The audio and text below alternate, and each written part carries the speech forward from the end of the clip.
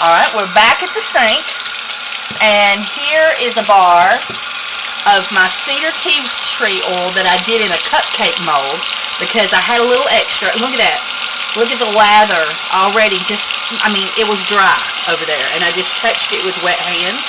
But now I'm going to wet it really good, and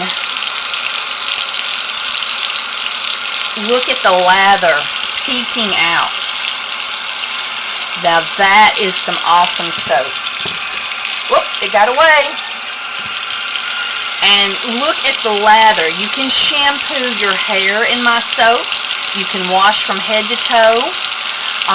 Is that wonderful or what? I mean, that is some wonderful lather for my soap. And oh, my skin feels so soft and luscious. Now, just while we're here, I'll show you what I use to make my soap a little bit.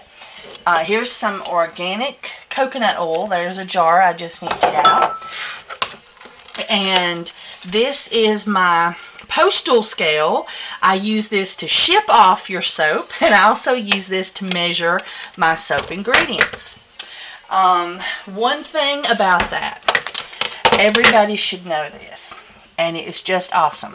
If you put your empty bowl that you're going to measure with on it and then turn it on, it automatically factors it out.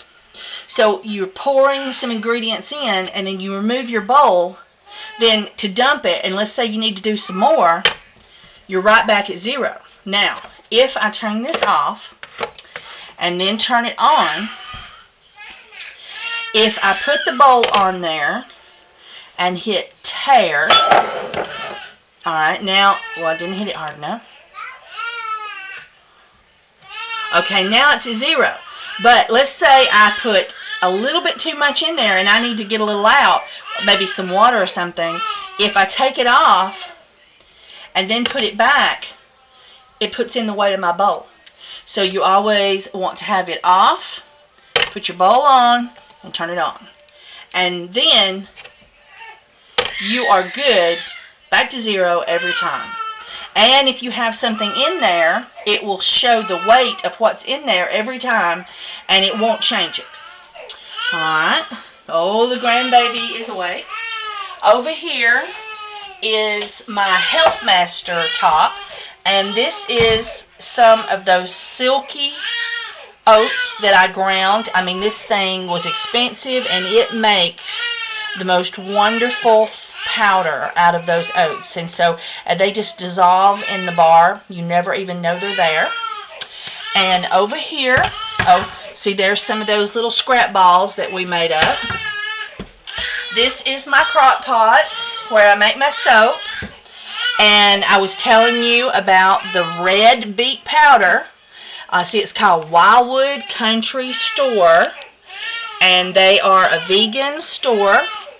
And this red beet powder is what I use to turn the cedar, which we'll go back over here, and we will look at the color that it produces. You see, it doesn't turn it red, but it turns it a nice rustic, and rustic is what we like. Something nice and rustic. And so it turns it a nice rustic color.